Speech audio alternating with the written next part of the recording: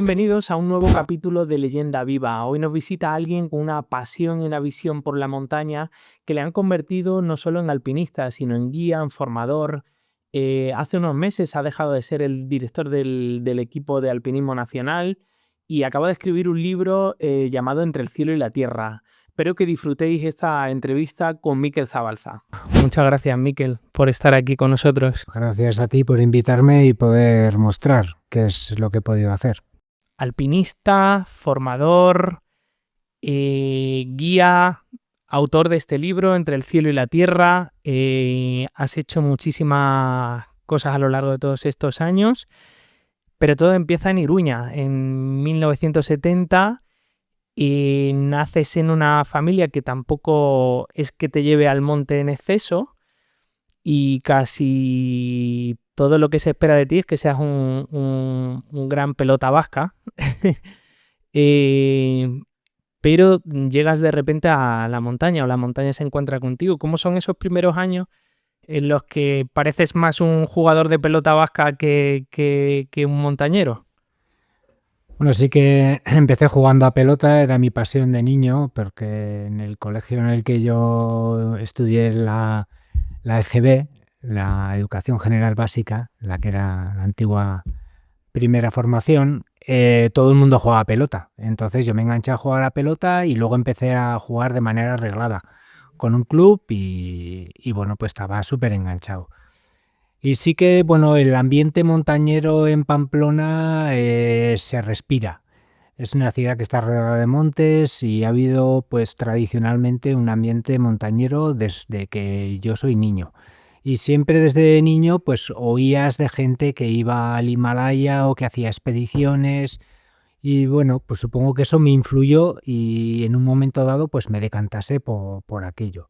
Y sí que es verdad que, pues si se organizaba alguna excursión al monte desde la escuela donde yo cursé, pues me apuntaba.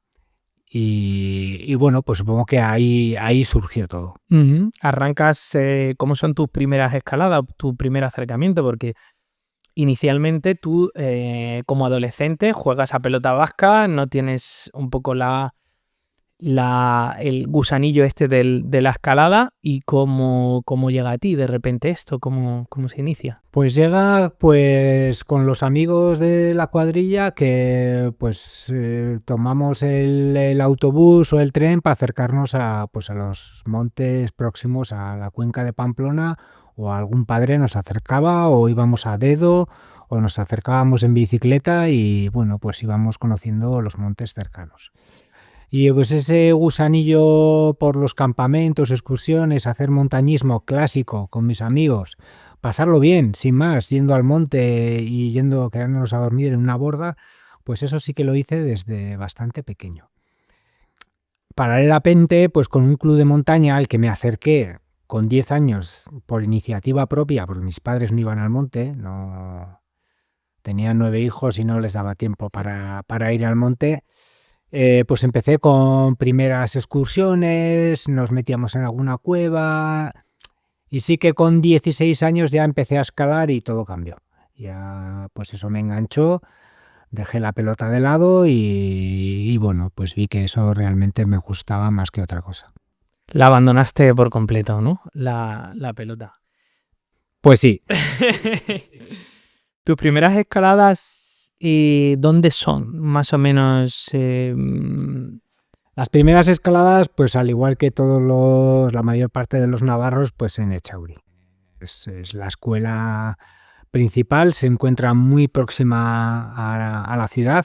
Desde algunas partes de la ciudad se aprecian muchas de las torres, Quiriaco, el Cantero, la Pared de la Sierra, se aprecian desde Pamplona, y las primeras ahí. También nos acercábamos a otras escuelas, hay otra que se llama Carrascal, que también está bastante próxima, y ahí empezó todo. Llega el Lantán, año 1992, ¿no?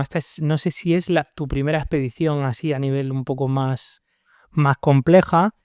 Vas con tu amigo Fermín a intentar la cara sur del Lantán. ¿Cómo es? Yo he leído en tu libro que hablas del estilo pirata. ¿Qué es esto del estilo pirata? El estilo pirata es cuando hemos ido a alguna montaña sin comprar el permiso oficial. Pues hemos ido de piratas. De pirateo, claro. De ilegales, ¿no? Pero bueno, también un poco con la conciencia tranquila de que no íbamos a hacer daño a nadie, ¿no? Sin más, hemos incumplido una norma de ese país, también hay que contextualizarlo en el momento y la época. Ahora esto es mucho más complejo de poder hacer, el ir de pirata, porque ahora pues se conoce todo enseguida, ¿no? La globalización hace que las cosas se conozcan en todo el mundo. Y sí que fue pues un viaje súper atrevido, en el que yo el calificativo que le pongo a ese viaje fue el de tener mucho atrevimiento. Supongo que debido a la fuerza de la juventud y bueno, pudimos hacer cosas estando dos personas completamente aislados, sin comunicación, sin siquiera una persona que supiese dónde estábamos, porque bueno, mis padres sabían que estaba en Nepal, pero no sabían ni dónde, ni en qué área, ¿no? No teníamos nadie en el campo base y bueno, pues ahora pues echo la vista atrás y bueno, pues valoro mucho aquello que hicimos. Claro, esto nos sirve como para enfocar un poco, conocer, o tener una idea del Mikel de más tarde, ¿no? De ese Mikel que busca un poco más esas aventuras, ese compromiso, ese buscar rutas muy alejadas. Quizá tiene que ver esta experiencia para ti tan alejada, siendo tu primera experiencia así como de una expedición importante. ¿Te queda algo de calado de esto para que decidas tomar ese rumbo en tu vida? No creo que tenga que ver el hecho de cómo fue ese viaje, el del año 92, a cómo mi carácter hace que afronte pues, la montaña o haya afrontado pues, ciertas rutas o una manera de entender el alpinismo. Yo creo que eso va más en el interior de cada persona, ¿no? Pues supongo que he tenido ese carácter aventurero y se ha reflejado pues luego igual en futuros viajes y también en casa, porque me ha gustado explorar los rincones que he tenido cerca de casa y abrir vías y enfrentarme a lo desconocido, ¿no? Ahí entiendo yo donde encuentro la aventura en el escenario de montaña, pues cuando me enfrento pues a un escenario del que no tengo muchas referencias, de que tengo que ir resolviendo los problemas conforme me los encuentre y donde a poder ser pues no haya pasado nadie antes, ¿no?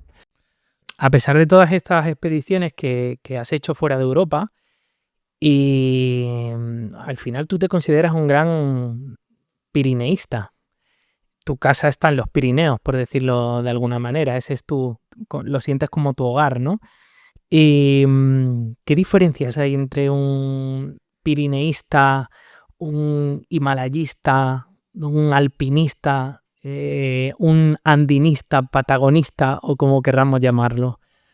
Nah, yo creo que en definitiva no hay ninguna diferencia. Lo que pasa es que yo me considero pirineísta porque son las montañas que mejor conozco y también siempre he pensado que para amar mucho un lugar, pues como, bueno, vosotros aquí podéis amar mucho la Pedriza o la Sierra de Guadarrama, hay que conocerlo, ¿no?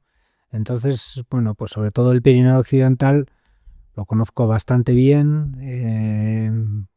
Muchos de sus rincones he descubierto tesoros ahí y bueno, son como un lugar que es como parte de mi casa, ¿no? Lo considero, ¿no? Y por eso me considero pirineísta, pues porque son las montañas en las que he pasado más tiempo y en las que más tiempo voy a pasar. Yo pienso a veces que digo, a lo mejor el recorrido natural que tiene que llevar, en este caso, por ejemplo, alguien que vive aquí en la Sierra de Madrid, pues sería ir a Galayos, de Galayos pasar al Pirineo, del Pirineo pasar a Alpes, de Alpes pues ya te vas hacia los Andes o hacia Patagonia, y después los más atrevidos pues a lo mejor se van al Himalaya donde hay mayores alturas. ¿Es esto un proceso natural o no tiene por qué seguir esta dinámica de ir poco a poco subiendo escalones?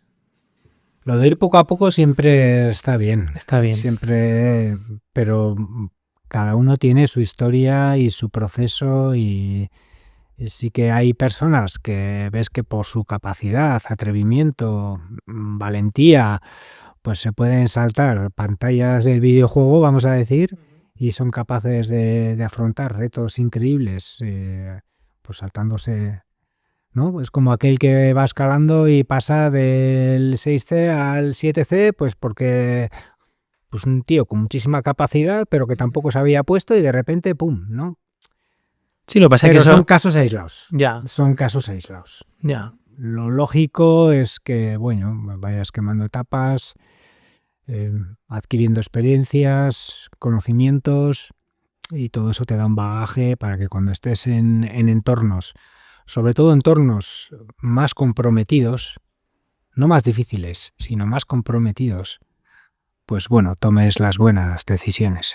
Tú las vías más difíciles y más comprometidas, por decirlo de alguna manera, las has hecho, bueno, no sé si las más comprometidas, pero desde luego las más difíciles las has hecho en Pirineos. Así es, sí. Aquí me gustaría distinguir entre lo que es, por ejemplo, dificultad y exposición con lo que es compromiso, o al menos como lo entiendo yo. Pues la dificultad, todos sabemos lo que es, ¿no? La dificultad técnica y la exposición, pues el riesgo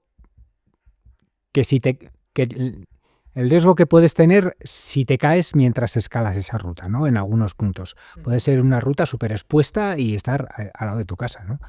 En cambio, el compromiso yo lo entiendo como la posibilidad de que te rescaten si te pasa algo. De estar en un lugar pues Remoto. muy remoto. Muy remoto. Muy remoto, ¿no? Entonces, Y la mezcla ya entre dificultad, exposición y compromiso. claro, pues ya son mezclas que conviene pues no hacer todos los días. Claro, exacto. Sí, no son para todos los días. Es un poco lo que ha Sí. marcado tu vida, ¿no? Buscar un poco estas, no Bueno, sé si estas tres a la vez. No, porque tú cuando buscas aventura, tú no buscas exposición. Ya. Luego te la puedes encontrar. Ya. O no buscas compromiso, lo que buscas es incertidumbre. Lo que buscas es enfrentarte a algo desconocido, a algo que a ti te motiva en principio. Por una foto que has visto, por una información que te ha llegado, pero tú no vas buscando que sea algo súper comprometido o algo súper expuesto. Luego eso te lo puedes encontrar.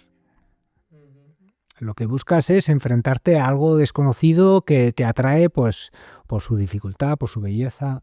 A lo que me habías preguntado antes, si es algo que suelo decir, que las vías técnicamente más difíciles que he escalado son en los Pirineos. ¿Pero cómo? ¿Pero si has hecho rutas muy difíciles en el Himalaya? No. Pero las técnicamente más difíciles las he escalado cerca. Estamos hablando de dificultad. Sí, de dificultad. Pero de exposición no. Puede ser de exposición también. También. De exposición. De exposición de... Pues de expuesto, de que has hecho largos en los que... Si te caes... Si te caes la puedes liar. La puedes liar. ¿no? Pero no de compromiso. ¿Tú el mayor compromiso? ¿Dónde ha estado tu mayor compromiso? Pues el mayor compromiso, pues probablemente, como yo lo he percibido, pues en la ascensión al Broa Central, pues sí que tuve la sensación de que, de que por donde estábamos subiendo, que nos estaba costando muchísimo esfuerzo, que las condiciones eran muy malas, con el material que teníamos no era posible bajar. Que había que salir por la cumbre para luego pues bajar hacia la vía normal. Eso considero yo que es compromiso, ¿no? Por definir los conceptos, para tenerlo como muy claro, el compromiso es aquella imposibilidad de ser atendidos o rescatados en caso de sufrir un percance. Esto es lo que define el compromiso. Es decir, que podemos estar haciendo una vía de una dificultad X que no tiene por qué ser muy difícil, pero adquiriendo un compromiso muy grande. Muy grande. Exacto. Podríamos tener una vía en la que tenemos baja dificultad, poca exposición y gran compromiso. Exacto. Se puede dar esto. Sí. Exacto. Bueno, me gusta porque entender estos conceptos es importante para para poder entender un poco también tu filosofía, tu ética y tu manera de ver la escalada y el alpinismo. Volviendo un poco al Pirineo, Ordesa se ha convertido un poco en tu casa.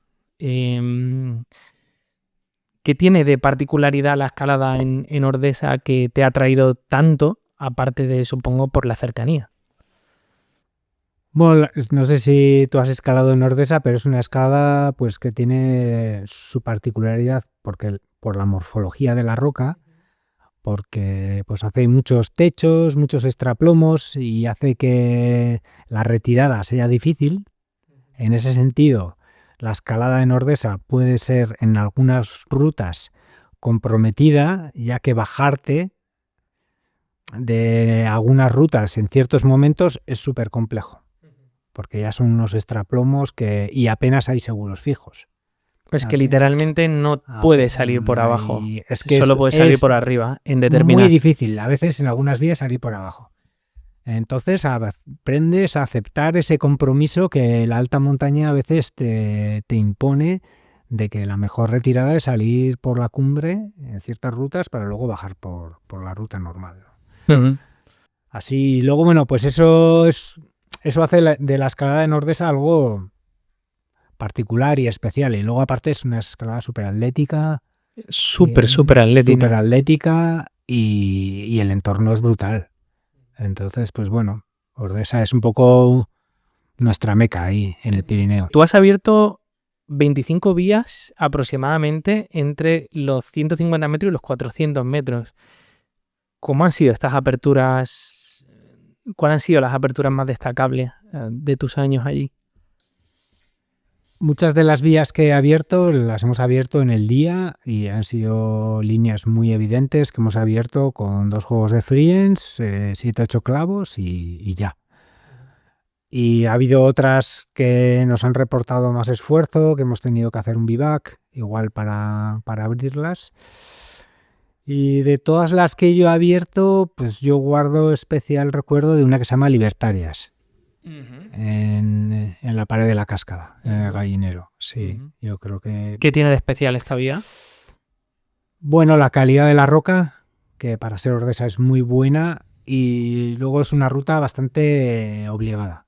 Sí. Es 7C... No es tan difícil como otras de grado, pero en global es más dura, porque el grado obligado es mayor. Sí. O sea, una ruta que tiene 7 a más aproximadamente de dificultad, pero hay tramos... 7 a obligado se le puede dar. Sí. Sí, que si no, no pasas. Si no, no pasas. He llegado a leer que para prepararte para la Patagonia has llegado a hacer hasta 3 vías en el día en Ordesa, consecutivas. Pues del tipo hacer las Brujas Franco. La bruja franco-española, que yo la he hecho, y a mí me pareció que dices, hostia, meterle a estos 2 vías más en el día me parece bastante salvaje. ¿Y cómo afrontabais esto de ir corriendo por Ordesa de un lado para otro? Pero esto es como todo, ya sabes que luego cuando repites las vías se te van haciendo más familiares, ¿no? Pues igual la primera vez haces Brujas Franco, pues te lleva 6 horas, ¿no? Un horario normal la primera vez que lo haces y luego pues enseguida recortas ese horario. Y sí que nos motivábamos que iría ahí con un amigo a lo que era la Maestría al Torre y nuestra idea era intentarla en el día desde el Collado de la Conquista, que se llama, y teníamos un croquis que marcaba 27 largos, ¿no? Entonces hicimos un día Brujas Franco más Wells, pero dijimos, aquí no hemos hecho 27 largos, tenemos que hacer otra vía más para hacer 27 largos, como un previo, un entrenamiento. Y así que a esas 2 vías, luego en otra jornada le sumamos la Barrabás, otra vía en la Fraocata, y además así escalamos pues una vía en el Tozal de Mayo, otra en el Gallinero y otra en la Fraocata, que eran las paredes más representativas, ¿no? Y así no sé si llegamos a los 27 largos, pero sí que llegamos a unos 1000 metros de... ¿Ahí hicisteis 2 en la misma pared? No, una en el Tozal del Mayo, otra en el Gallinero. En el Gallinero. La Wells está... Sí. Es el espolón del Gallinero y otra en la pared de la Fraocata. Sí. Y luego otras 2 veces más he escalado 3 días en Ordesa en el día, pero con otras combinaciones. ¿Has llegado a hacer 4 vías en el día? Pues una vez fui con Manu Córdoba para hacerlo y estábamos a pie de la cuarta, que íbamos a hacer la heroína como cuarta vía, que es una vía rápida y más o menos sencilla, pero el que se rajó en ese momento fui yo. Sí, Estaba reventado. Sí, hicimos de tercera vía la Rabada al Gallinero y nos dio mucho el sol, nos deshidrató bastante y dijimos, por hoy ya está. Creo que Manu la hubiese hecho, la cuarta. Sí. ¿Cuáles son los valores que debe conservar de alguna manera Ordesa para seguir manteniendo, ¿no?, ese tipo de escalada limpia o predominantemente limpia? ¿Qué se debe hacer para que estos valores sigan ahí? Esto es muy sencillo, es seguir la filosofía de los que han pasado antes que nosotros. Y luego, Ordesa, la morfología de su roca da pie a la autoprotección de manera bastante sencilla, entre comillas, ¿no? Entonces es un lugar donde la gente que va a escalar busca eso también, busca aventura, busca vías de autoprotección, colocar sus seguros flotantes. No tiene sentido ahí abrir vías con expansivos de corte deportivo, ¿no? Iría en contra de la esencia de lo que ha sido la escalada en el lugar históricamente, ¿no? Así que solo tenemos que seguir los que han hecho los que venían por atrás. Sí. ¿En qué momento, bajo tu punto de vista, se puede entender que se pueda colocar un expansivo? Cuando no tienes otra posibilidad de protección, ¿no? ¿Cómo se define o sea, esto realmente? Tú puedes escalar un largo que sea 8B o A1 y lo escalas con seguros flotantes. Pero te proteges fácilmente con seguros flotantes. No tiene sentido colocar expansivos. Te estás engañando a ti mismo, pienso, si estás en un escenario, en un entorno de escalada tradicional. En cambio, puede ser un largo de 6A que no tengas posibilidad de colocar seguros flotantes.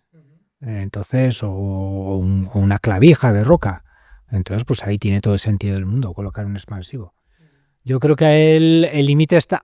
Otra cosa es que abras largos de placa donde no entran seguros flotantes ni clavijas. La única posibilidad de protegerte es con expansivos y es que los alejes más o los alejes menos. Vale, que ahí habría también otro debate. Y luego también está el que sean seguros flotantes sólidos, porque puedes colocar porquerías, ¿no? Y triangulares. Solo que sean seguros flotantes sólidos o clavijas sólidas, independientemente de la dificultad, creo que un escenario de montaña o un lugar que sea tradicional de la escalada alpina, pues no tiene sentido colocar expansivos. Eso de también colocar estos expansivos con un cierto aire, que llamamos, y muchas veces, bueno, se puede entender que es un poco por ese orgullo de decir, bueno, pues mira, yo pongo los seguros a tomar por culo o no, o se puede tomar también por la vía de, es que la pared hay que poner los menos expansivos posible. Y esto muchas veces puede ocurrir incluso en escalada deportiva, ¿no? Donde muchas veces se dice, no, ¿por qué se ponen los expansivos tan lejos? Y ¿qué hay de ego a veces en esta necesidad a lo mejor de poner expansivos tan alejados en un momento dado? ¿Tienen que ver con que son los mejores lugares para proteger o tiene que ver un poco con la ética de cada uno? Yo aquí haría una distinción entre lo que es escalada deportiva y lo que puede ser una escalada en pared. En la escalada deportiva la premisa es que no sea peligrosa. Entonces no tiene sentido. O sea, una ruta que has abierto desde arriba, yo no le veo sentido a meter alejes en los que te puedas hacer daño, ¿no? No le veo ninguna lógica. Otra cosa es que tú estés abriendo una vía en pared y tengas un tramo de placa y quieras alejar los seguros todo lo que te dé tu cabeza. Pues lo veo perfectamente normal, ¿no? Porque cuando estás abriendo en pared, a no ser que quieras que sea una vía, que no es que quiero que mi vía pues la repita todo el mundo, pues entonces, bueno, pues lo vas a dejar más amable para que todo el mundo pueda pasar sin pasar mucho miedo, pero lo normal es que cuando tú abres una vía en pared, yo al menos, yo la abro para mí, por las sensaciones que me pueda reportar a mí. A ti. Eso, esa apertura, ¿no? Estoy pensando más en eso, ¿no? En lo que me vaya a llevar yo, en las sensaciones que me vaya a llevar haciendo esa apertura. Yo voy a intentar colocar los menos posibles, pero tampoco voy a abrir la vía para que la repitan otros. Yo la abierto para mí. Y luego si otro pues casa con esa filosofía y la quiere repetir, estupendo. Entonces yo haría esa distinción entre lo que es escalada deportiva y lo que es una escalada en pared. También tenemos escaladas de corte deportivo, que como puede ocurrir aquí en la Pedriza, que han sido abiertas desde abajo. Y al ser abiertas desde abajo, los expansivos han sido colocados en puntos que era el lugar donde alguien se podía parar a reposar y meter un speed, un booty, lo que fuera. Y esas vías tienen unos alejes potencialmente peligrosos. Y debemos de seguir defendiendo un poco el origen y la apertura de cómo fue abierta esa vía desde abajo, o esa vía debe ser reequipada para que venga cualquiera y la haga. Yo creo que si alguien tuvo las narices de abrirla de esa manera desde abajo, pues ahí está esa vía. El que quiere que la escale. No tenemos por qué seguir los mismos parámetros de seguridad en todas las rutas. Pero puede haber casos a matizar. Pero bueno, esa es mi opinión, ¿eh? Que si alguien, oye, la abrió así, a ti nadie te obliga a escalar esa vía. Hay muchas vías por el mundo. Cada vez hay más vías seguras para iniciarse en la escalada. Yo lo veo en mi escuela, en Echauri, antes de iniciarse, que nos iniciábamos en el quinto más 6A, escalábamos con unos alejes que ahora no hay. Ahora las vías están mucho más amables, ¿no? Entonces, pero están más amables porque se han reequipado más amables. Se han reequipado, pero eran vías abiertas desde arriba. Sí, que podían que tenían alejes potencialmente peligrosos. Y ahora esas vías pues se han domesticado. O sea, que podríamos entender una diferencia entre abrir de abajo o abrir desde arriba, para mantener un poco la ética de esa apertura, ¿no? Sí. Bueno, esto es importante también llevarlo a debate porque al final son cosas que bueno, forman parte de la ética y de los valores de la escalada que muchas veces se ponen en tela de juicio y que bueno, que está bien que gente como tú, que lleva bastante en esto, pues de su opinión. Y un día te vas a la Antártida. ¿Cómo? ¿Cómo acabas en la Antártida? Esto fue muy guapo, sí, porque aquellos años yo trabajaba en verticales y me llamó José Carlos Tamayo. Este es un amigo alpinista de Bilbao, que fue un gran activo de Al Filo del Imposible durante muchos años, para ver si quería ir a la Antártida a escalar en una región que le llaman la Tierra de la Reina Mau, que yo ya había visto fotografías porque salió en National Geographic un artículo increíble de esa zona y me hicieron el hombre más feliz del mundo ahí. Y así surgió y bueno, pues un lugar increíble. Yo he leído por ahí que hicisteis el Pico Quintana, la cara norte, y te he leído por ahí que has vibrado ahí en una de esas chimeneas como nunca.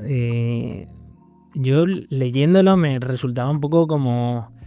Se me ponían un poco los vellos de punta de ver cómo estabas ahí en una chimenea. Si quieres cuéntalo tú un poco, pero es una situación que a mí desde luego eso sí que me parecía... exposición. Y comprometido. Y comprometido. Sí, bueno, pues fue una circunstancia que yo no la esperaba. No eran exactamente en el Pico Quintana, eran en el Pico Oltana. y fue creo que el último día que nos quedaba de expedición, y fui a hacer un intento con Ferran Latorre, a una línea que habíamos visto. Y bueno, pues en una de las chimeneas que me tocó escalar, que era como un corte en la montaña, pues empecé a escalar en chimenea y bueno, pues no tenía probabilidades de protección, y más o menos cuando llevaba 15 o 20 metros coloqué un speed a mano. Que esto, o sea, cuando colocas un speed a Un mano... speed más o menos te lleva como 20 minutos de colocar y necesitas las dos manos. ¿Pero tú te apoyas con una uña o...? No, la chimenea era lo suficientemente estrecha como para apoyar la espalda y hacer fuerza con las piernas y poder burilar. Y ahora me asalta la duda de si coloqué un segundo speed o no lo recuerdo, pero llegó un momento en el que pues la chimenea se iba abriendo y cada vez iba más en X, corría un viento helador por esa chimenea, tenía los pies ultra congelados, las manos también, y yo ya no veía el siguiente, o sea, el seguro que había colocado ya ni lo veía, o sea, lo podía tener como a 15 metros de los pies. Entonces una caída iba a ser fatal, porque O sea, me iba a caer ahí... en la chimenea, o sea, si me caía tenía muchos vueltos de matarme. Y estaba muy pillado. Y el speed ese no iba a aguantar. No, el speed iba a aguantar, pero claro, o sea, me iba a caer en una chimenea y ¡buah! Una caída potencialmente tan larga y en una chimenea, o sea, me iba a hacer mucho daño seguro. Y era consciente de ello. Y entonces estaba en un momento muy, muy en X, lo que me daban las piernas, y tenía que dar una zancada al otro lado a uno de los lados de la chimenea. Cuando hablas en X es completamente abierto de piernas y manos, para el que no lo entienda. Ya no me daban las piernas para abrirme más y tenía que dar una zancada a un lado y veía un canto al que podía ir, que intuía que era muy bueno, y luego ya podía salir como una mini repisa y ya quedarme en equilibrio y poder colocar un speed. Porque ahí era imposible colocar un speed. No, igual con un taladro lo hubiese podido hacer, pero no disponíamos de esas herramientas. Y bueno, pues al final ya me decidí a lanzarme, el canto no cedió y me pude superar, pero fue un momento de vibrar mucho, ¿no? De decir, uff, esta vez he librado. ¿Cómo manejas este tipo de situaciones al final que has vivido a lo largo de tu carrera, que tú le llamas vibrar, ¿no? Vibrar porque vibra todo el cuerpo, ¿no? ¿Cómo manejas una situación de este tipo a nivel de miedo? Porque entiendo que el miedo es algo natural que tiene que estar y que es bueno, pero también hay que tener sangre fría para decir, me tiro al canto. Bueno, pues concentrarte en lo que estás haciendo lo máximo posible. Tienes miedo, está claro. Estás un poco nervioso. Concentrarte y dices, voy a darlo todo para no fallar. Pero no fumabais nada, ¿no? No fumabais nada. No, yo nunca he fumado. Ni... Joder, es que hay que tener mucho también compromiso. Fue una situación no buscada, que me la encontré. No... Bueno, es lo que hablábamos antes, ¿no? Cuando vas a lo desconocido, pues te encuentras lo que te encuentras, ¿no? Y decides escalar en solitario, ¿no? En algún momento, creo que Divina Providencia, que es una vía en el Pilar de Anglés, y haces un ataque en solitario. ¿Cómo te preparas para hacer una ascensión en solitario? O sea, ¿tenías tu experiencia como para meterte en esta empresa? Pues ahí sí que hice mi proceso, Mi proceso y, bueno, pues en Echauri escalé varias vías en solitario y en Pirineos también. Así como referencia, pues escalé la Géminis en Ordesa, en solitario, el espolón este del Midí, el Espígolo de Ansaber, algunas rutas en Riglos, esas de corte más deportivo, y pues cogí pues mucha destreza y habilidad escalando en solitario con el objetivo de que, bueno, pues se me había metido en la cabeza que quería escalar Divina Providencia en solitario. ¿Finalmente la escalaste en solitario? No, la intenté, y en el intento definitivo lo más peligroso de ir en solitario a esta ruta es la aproximación, porque es un terreno glaciar muy largo, tienes que pasar varios collaos Y pues eso, si te caes en una grieta no hay nadie Estás que perdido. te pueda retener, ¿no? Por eso me planteé la ascensión a principio de temporada, porque los glaciares están muy tapados, a principios de julio. Y sí que llegué a...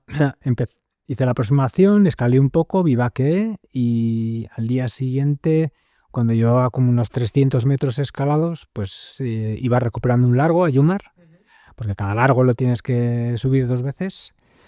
Y moví un bloque que al caer me dio en la cara, me tiró las gafas y yo notaba como la sangre me corría por la cara y bueno, pues ya sin gafas, porque claro, esta ruta acaba en la arista de Peterey, que luego es un terreno nevado, y hoy había hecho la otra vía en la misma pared, había hecho otra vía que se llama la Bonati Gobi y ya conocía la salida.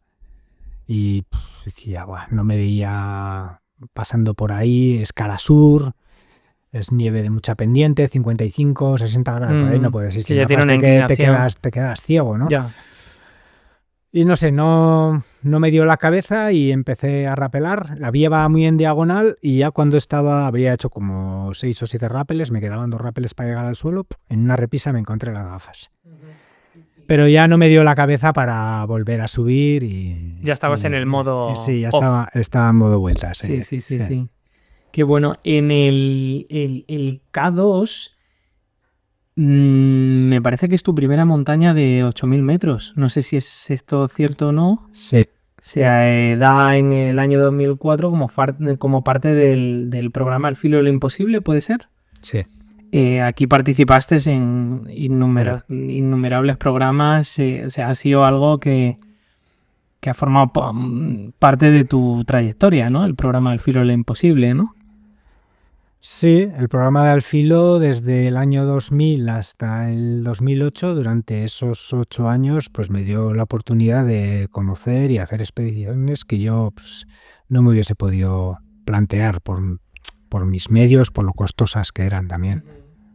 Esta ascensión fue imponente porque tuvo sus particularidades. Mira, ese año llevaba el K2 sin subirse 2 temporadas. Que eso era algo relativamente habitual en el K2, que es un monte puñetero, porque hay muchas veces que los 8000 cercanos, que son un poco más bajos, libran y puedes subir un poco en el límite y en el K2 está enganchada la nube. Esa es una circunstancia que se da habitualmente. Y bueno, el caso es que ese año el K2 nos dio la oportunidad de hacer el intento y bueno, fuimos el primer grupo que hicimos el intento, con lo cual nos tocó abrir huella todo el monte. Sí que es verdad que la ruta estaba equipada, nosotros habíamos participado en el equipamiento también de la ruta hasta la Pirámide Negra, más o menos a 7300. Y bueno, pues el día de cumbre fue muy largo porque encontramos nieve súper profunda después del cuello de botella y bueno, pues nos costó un mogollón y echamos 15 horas para llegar a la cumbre. Y fue ese día que pues también yo subí con Juan Vallejo y Juanito Oriazábal y Edurne pasaban y ambos dos pues sufrieron congelaciones ese día, sí.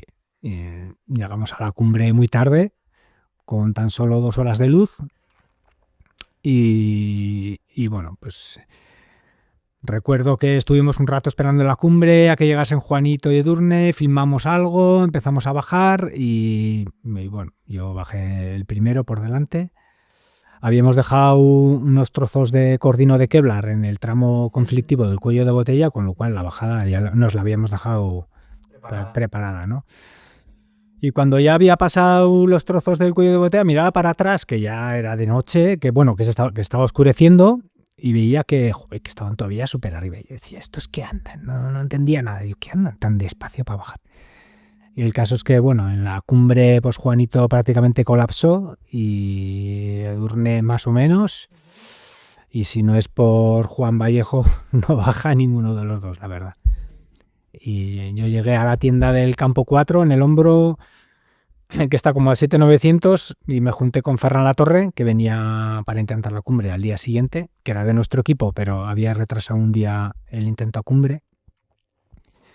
Y le dije, yo creo que en un par de horas llegarán aquí, pero no sé, van muy lentos bajando.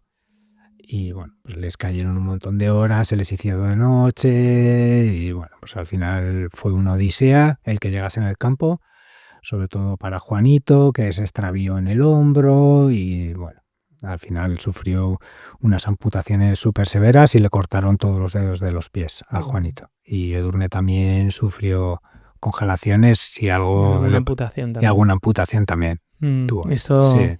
marca un poco aquí. Esto nos dice dos cosas, ¿no? Uno, bueno, a las situaciones extremas a las que te puede llevar una montaña con tanta altitud, y por otro lado la importancia también de tener a amigos y personas cercanas que te ayuden a salir de estas situaciones en un momento dado.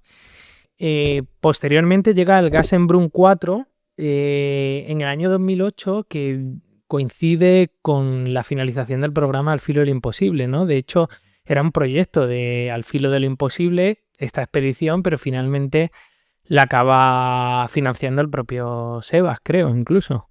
Y para ti esta montaña es muy especial. Tiene mucho de ti, ¿no? De ese estilo de dificultad, técnica, vertical, en la zona alta. ¿Por qué es tan especial esta montaña para ti?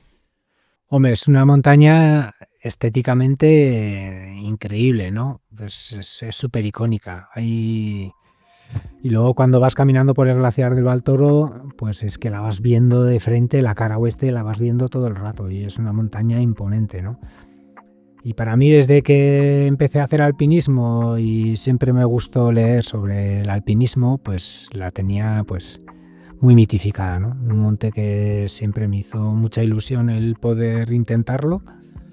Y bueno, pues al final se alinearon los astros, nos juntamos un buen equipo y también gracias a Sebas que finalmente pues pudo costear esta expedición, ¿no? Ya que son expediciones económicamente caras, ¿no? Para nosotros son caras y eso nunca dejaré de agradecérselo, la verdad. Y bueno, pues una montaña en la que nos tuvimos que esforzar un montón, en la que pasamos muchos días, cambiamos los billetes de avión porque fijamos una parte del monte, abajo, un corredor de nieve y hielo que hay, y dejamos dos campos fijos instalados. Y luego estuvimos esperando que nos diese una oportunidad, que no llegaba, cambiamos los billetes y al final llegó la oportunidad y bueno, pues pudimos darle un buen pegue. Qué bien, Sí. qué guay. Y hay una, bueno, no sé si es un programa o qué fue, que se llama el Basque Team, que bueno, fue un programa, ¿no? Financiado por el gobierno vasco, ¿no? Que permitió de alguna manera que ciertos alpinistas de renombre, entre ellos tú, tuvierais la posibilidad de contar con financiación, ¿no? Por parte del gobierno vasco para hacer expediciones. ¿Y qué supuso esto, ¿no? Para vosotros como alpinistas? Bueno, el Basque Team es una fundación que depende del gobierno vasco y que beca a deportistas, en principio, que se dedican a deportes olímpicos. Pero estuvieron becando también a Pachu Sobiaga antes de que fuese la escalada deportiva olímpica y él llegó a ser campeón del mundo. Y luego pues también becaron a algún otro alpinista, a Jonathan Larrañaga una temporada y luego a Alberto Iñurrategui, y ahí por la tangente entramos Juan y yo y fue el fin de Al filo, pues coincidió con el comienzo de este proyecto. De este programa. Y durante prácticamente 10 años pues estuvimos haciendo expediciones, bueno, pues apoyados y becados por esta fundación y pues fue un lujo. Fue un lujo también porque nosotros decidíamos los destinos, no era como en mi caso como Al filo, en el donde pues a mí me proponían ir a algún lado pero no era iniciativa mía. Y en cambio aquí pues nosotros decidíamos dónde nos apetecía poder ir. Entre las cosas que hicisteis, pues fue el pilar oeste del Makalu en estilo alpino, la travesía de los Broad Peaks y travesías polares en Groenlandia, bueno, que ahora te preguntaré sobre esto, me parece una locura. Y todo esto os permitió, digamos, como tener un poco más de banda ancha, entre comillas, ¿no? Para definir vosotros también el estilo, la manera y cómo lo hacíais todo un poco, ¿no? Y veo como que era una tradición intentar hacer las cosas en estilo alpino, ¿no? ¿Y qué diferencia el estilo alpino del estilo clásico, por decirlo de alguna manera? El estilo alpino al final es un estilo ligero, ¿no? Pues esto es una muy buena pregunta. La diferencia fundamental es que normalmente implica más riesgo y considero que es la manera más honesta en la que un alpinista tiene para enfrentarse a una montaña o una dificultad, en la que tú te enfrentas a esa dificultad de tú a tú. Uh-huh. Tú no te planteas en estilo alpino ascensiones que estén muy por encima de tu capacidad, de tu posibilidad, que estén fuera de tu alcance, porque vas a pillar por todos los lados. Y luego a poder ser que no haya nadie más en la ruta, ¿no? Así lo concebíamos nosotros. Pero sí que pienso que es, como te he dicho, pues la manera más honesta de enfrentarse a una dificultad, y aparte de que es la manera en la que vas a dejar menos cosas en el monte. Uh-huh. El estilo alpino al final, porque lo definas un poco más El estilo con alpino detalle. es cuando tú te enfrentas a una ascensión sin una previa preparación de cuerdas, campamentos, y no hay nadie más en la ruta. Es decir, tú vas subiendo Tú vas subiendo y te vas llevando tu material. Sí, no tienes traza, no tienes huella, no hay nadie. Tú tomas las decisiones sobre la marcha y coges todo tu equipo, escalas, llegas a un punto, vivaqueas, recoges todo, sigues escalando y hasta que llegues a la cumbre, si es que llegas, y bajarás por la misma ruta o por otra. Si hay una posibilidad más sencilla, pues bajarás por otra. Uh-huh. ¿Se puede considerar estilo alpino si delante llevas una cordada haciendo un estilo clásico? ¿O no tienes una huella? No tendría sentido. No tendría sentido. Bajo mi punto de vista. Si hay otra cordada ascendiendo en estilo alpino, sí que tiene sentido. Vas a estar ayudado porque te van a abrir la traza y te van a marcar el camino y te van a resolver muchas dudas y muchas incógnitas. Pero normalmente nosotros vamos buscando eso también, que a poder ser no haya nadie más y que resolvamos las dificultades nosotros. La diferencia también radica en el peso que llevas, obviamente, ¿no? Efectivamente. Por eso en el estilo alpino, pues uno de los mandamientos del estilo alpino es que tú coges lo imprescindible y una vez que tienes lo imprescindible, tienes que quitar la mitad de las cosas. Así que el peso es tu enemigo y muchas veces no vas a cumplir con los estándares de seguridad que más o menos puedan estar establecidos, ¿no? Vas a llevar, porque el peso va en detrimento de tu propia seguridad, entonces vas a llevar todo reducido a la mínima expresión. ¿Y cómo decides tú, en realidad, el material que vas a llevar a una determinada expedición? Porque claro, esto marca también el rumbo que va a tomar la expedición desde el minuto, o sea, desde antes de poner un pie, digamos, en el campo base, ya las decisiones que tú hayas tomado sobre el material que te vas a subir ya están marcando un poco el rumbo, sí, en este estilo. Bueno, normalmente al campo base llevamos material de sobra, pero luego ya si vas a cometer una ascensión en estilo alpino, pues ya va a depender de las condiciones que tú creas que vas a encontrar en la ruta en ese momento, de la capacidad de tus compañeros, de las condiciones meteorológicas previstas. Hay muchas variables que van a decidir que lleves un poco más de aquí, un poco más de allá o un poco menos, ¿no? Pues cantidad de gas, cantidad de comida, cantidad de material, qué material, cuánto. Hay muchas variables. ¿Sí? Entonces, una expedición comercial, como lo que existe a día de hoy en innumerable cantidad de montañas de más de 8.000 metros, romperían un poco, ¿no? Esta atmósfera de enfrentarte a la montaña de una manera más honesta, por decirlo de alguna manera. Esta manera en la que se enfoca a día de hoy la montaña, bueno, porque como tú sabes, supongo que no estoy diciendo nada nuevo, al final yo no hago montañas de 8000, pero hay mucha gente como yo que si mañana quiere y paga, sube allí. Entonces, ¿qué supone esto para alpinistas como tú, para gente que tenéis una manera de ver el alpinismo como tan pura, ¿no? Pues hay una doble lectura. Por un lado, pues te da pena que ciertas rutas ya estén tan desvirtuadas, y por otro lado, considero positivo que esa gran masa se concentre en las mismas rutas en el mismo momento del año, ¿no? Entonces, toda esta gente que tiene una capacidad bastante reducida como para ascender con sus propios medios y necesita tanta ayuda externa, pues todos se concentran en la misma ruta en el mismo momento. Y eso lo veo que más ventajas que inconvenientes. Sí.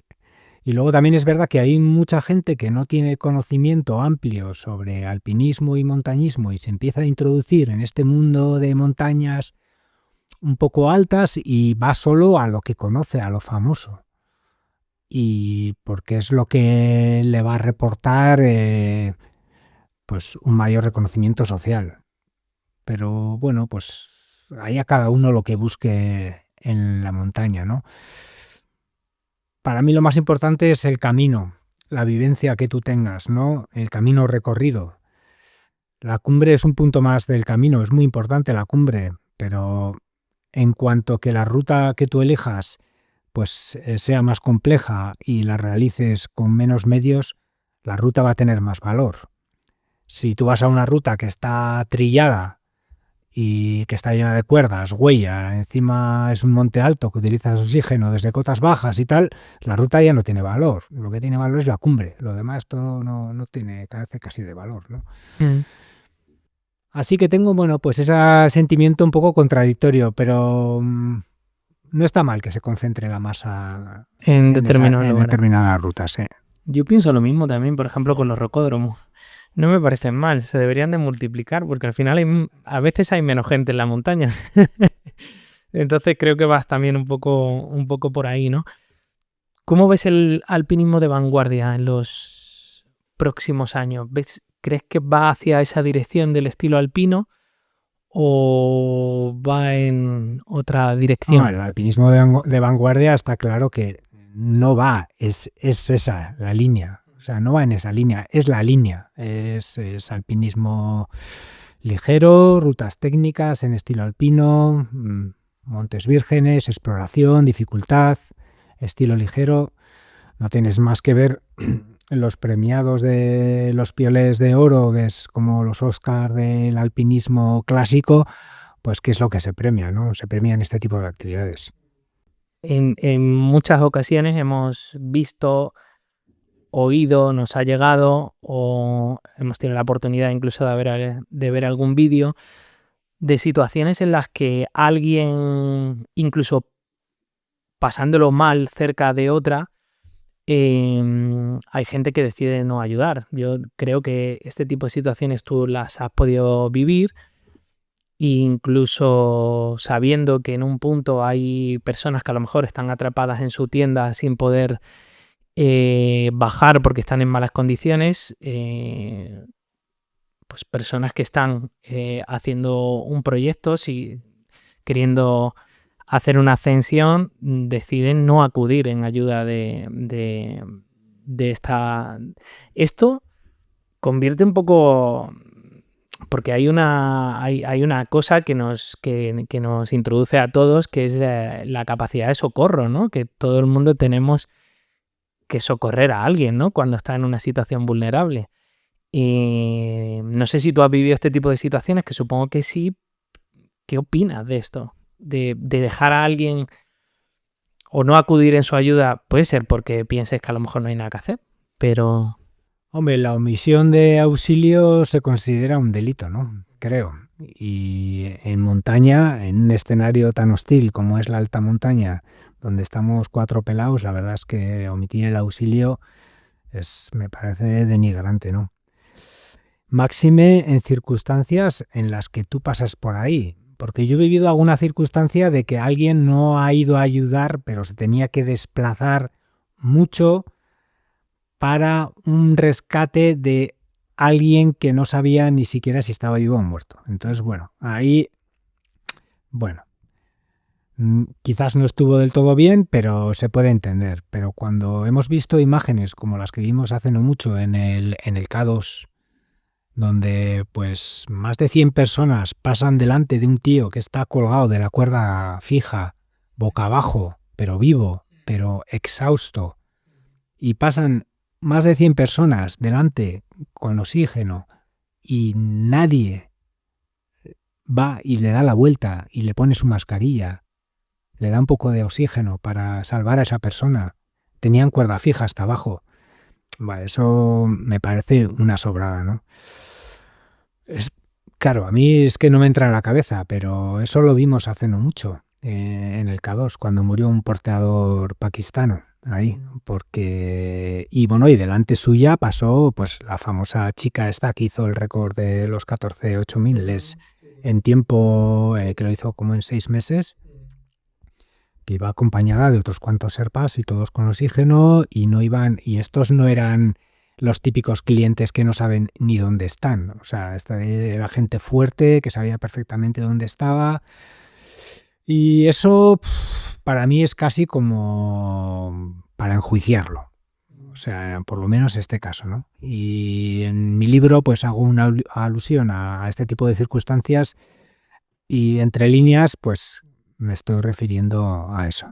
¿Cómo ha cambiado tu manera de ver la montaña a lo largo de todos estos años? Supongo que tu manera de verla cuando te iniciaste en estas primeras expediciones a las últimas que has hecho en los últimos años, ¿has notado tu propia manera de ver la montaña ha cambiado? Pues no mucho, me siguen motivando las mismas cosas: explorar, dificultad, ir a sitios nuevos, rutas nuevas, picos si son vírgenes mejor. Eso no ha cambiado mucho. He cambiado yo, pues que he cumplido años, no tengo tanta capacidad, eso hace que seas más cauto, pero intento no renunciar a mis principios ético-morales de pues ir en estilo ligero, expediciones pequeñas, con pocos recursos, y es lo que los últimos años he seguido haciendo. Pues he ido a montañas que me he podido costear, expediciones que me he podido costear, yo con mi trabajo normal de guía, pero bueno, buscando exploración y dificultad, y en ese sentido no he cambiado mucho. Hay una de las... Yo cuando lo estuve leyendo flipé un poco. Yo ya lo había visto hace años, pero al volverlo a leer en el libro dije, hostia puta. Y hay una travesía polar en la que de repente os veis metidos.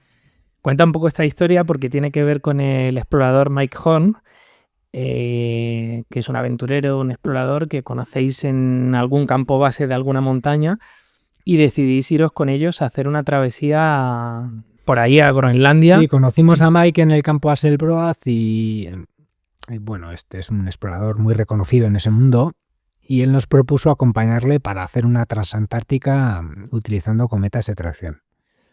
Él tiene su propio velero y la idea era ir con su velero hasta un punto de la costa de la Antártida, desembarcar, cruzar la Antártida pasando por el Polo Sur, y él, pues el velero nos iba a recoger al otro lado. Todo esto pues haciendo una travesía de más de 3.500 kilómetros. El caso es que... Y empujado por ¿qué? Por el viento. Por el viento. Sí. Por el viento cuando hay viento. Claro. Si no hay viento, pues empujas tú. Ya. El caso es que volvimos a casa súper motivados, involucramos a patrocinadores, pero no hubo manera de contactar con Mike. Pues estaría en su velero y bueno, nosotros ya nos fuimos a hacer un cursillo de manejo de cometas de tracción a Noruega, y como no contactábamos con Mike, pues decidimos hacer una travesía preparatoria en Groenlandia. Entonces atravesamos Groenlandia de sur a norte que también es como... No es tan grande como la Antártida, pero es muy grande. En la travesía recorrimos 2.300 kilómetros, pero ya era una travesía que se había hecho. Ya teníamos referencias de otros, porque el itinerario que proponía Mike no se había realizado. Y en esa travesía que en Groenlandia, que nos pasó de todo, que no sé ni cómo la terminamos, pues aprendimos muchísimo, sobre todo a la habilidad de manejo de las cometas. Bueno, tomamos nota sobre muchísimos errores que cometimos, de equipo, tiendas, tipo de trineo, repuestos, combustibles, cantidad de comida, 1001 detalles. Y ya pues nos pusimos en marcha con la Transantártica, para la que nosotros llevamos víveres y combustible para 70 días y la travesía nos costó 59 al final. Ya. Y Sí. bueno, pues una aventura muy, muy bonita, muy humana y bueno, en la que te pasan muchas cosas. Sí. Y curiosa, muy diferente de lo que venías haciendo. Sí, Vaya. es un alpinismo horizontal que no tienes el precipicio para caerte, pero bueno, tienes otro tipo de riesgos. Hombre, tienes grietas, ¿no? Tienes grietas, de hecho en una estuvo a punto de caerse Juan y bueno, pues fue una aventura alucinante, sí. En toda tu trayectoria, al final acabaste siendo director del equipo alpinista de alpinismo español. ¿Cómo fue esta época de tu vida? Pues he estado 13 años de director hasta el año pasado. Bueno, ha sido una etapa súper buena, ¿no? Porque he ido con los chavales súper motivados y bueno, pues el planning de las salidas lo hace el director. Entonces yo también hacía un planning que a mí me motivase también. Ya. Pues eso era importante, ¿no? El transmitir motivación, aunque motivación normalmente los chicos traen de sobra, pero que el director también esté bien motivado, ¿no? Para ir a estos lugares y transmitir. Y bueno, pues sobre todo lo que se hace ahí es tecnificar.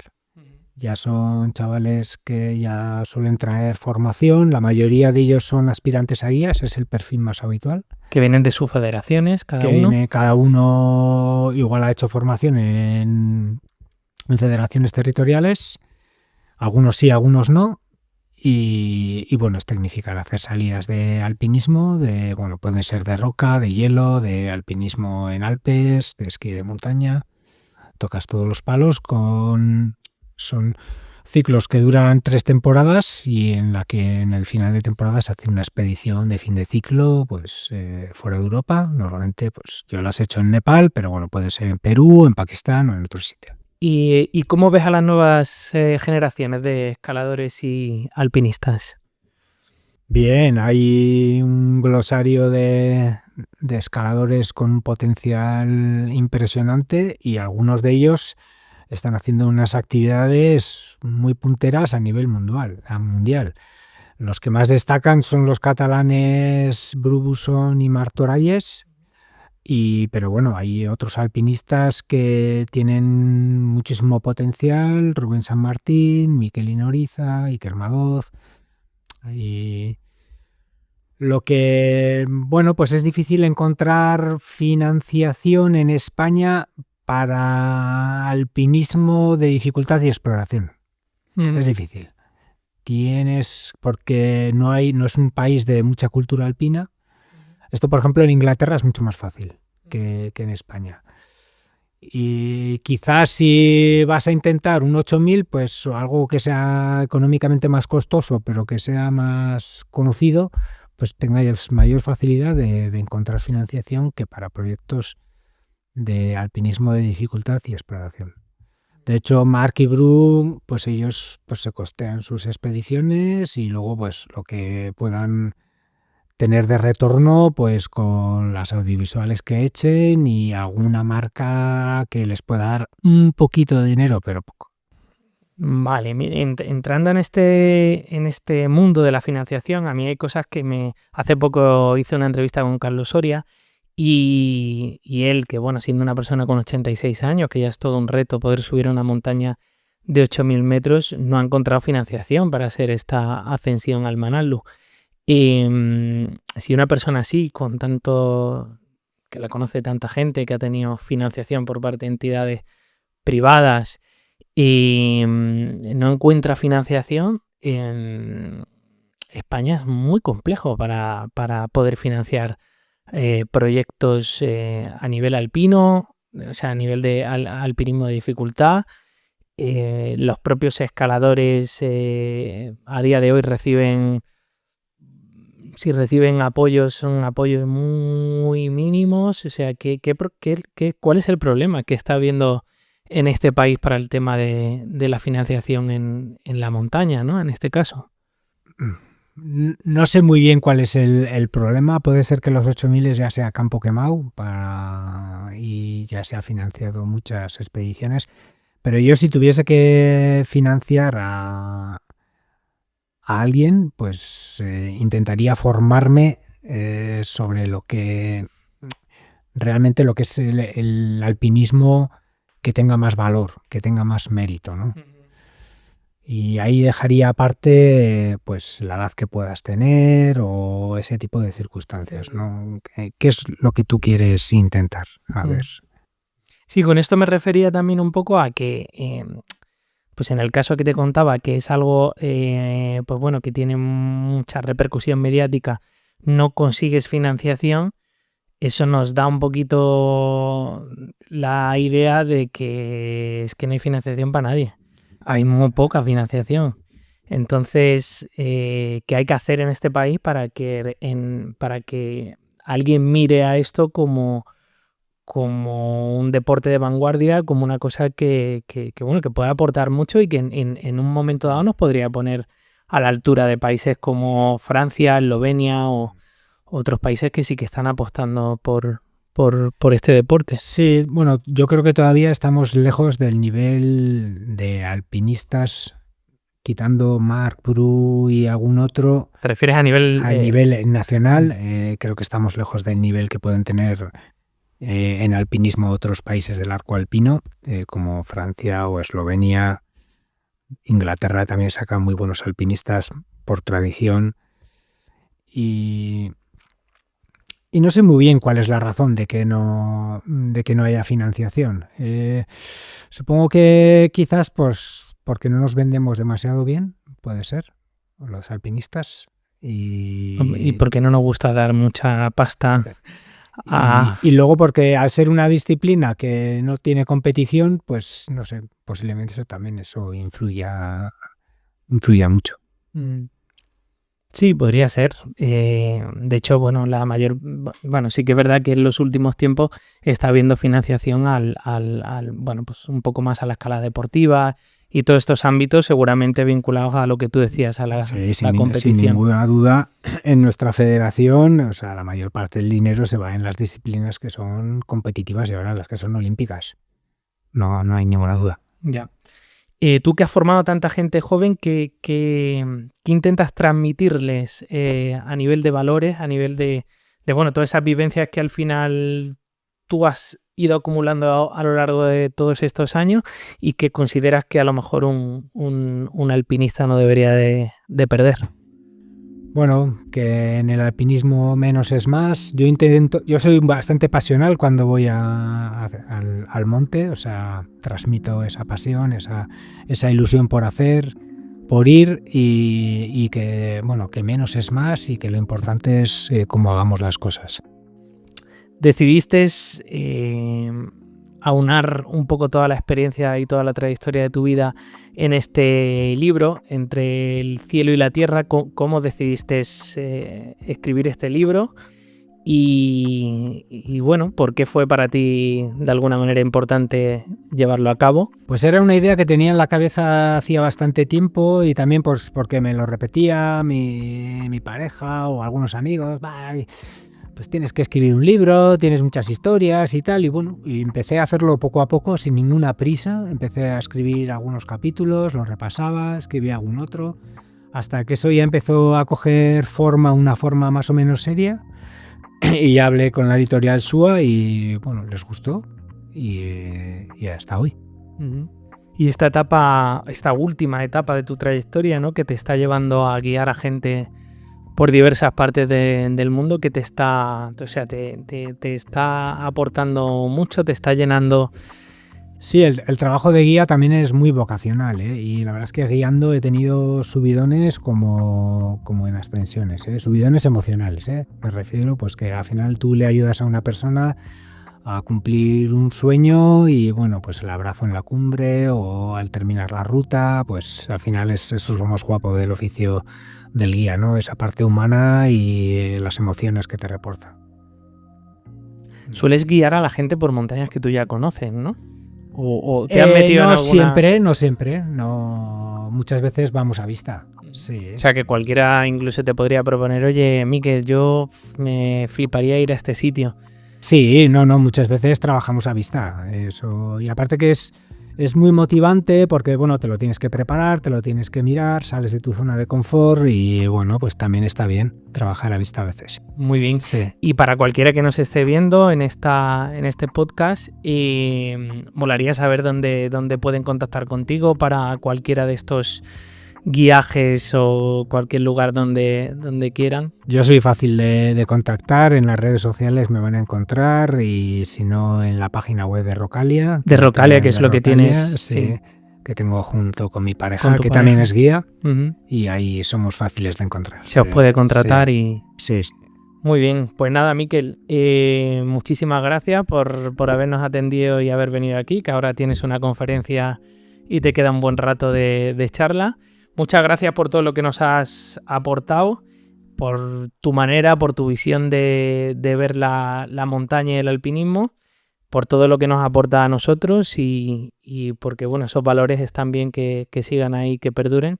Muchísimas gracias por haber venido. Bueno, gracias a vosotros por dar luz también al alpinismo, que muchas veces se conoce solo pues lo más mediático, ¿no? Entonces, pues bueno, porque se empiecen a conocer también cosas que igual pues no son tan mediáticas en medios generalistas. Muy bien, pues muchísimas gracias.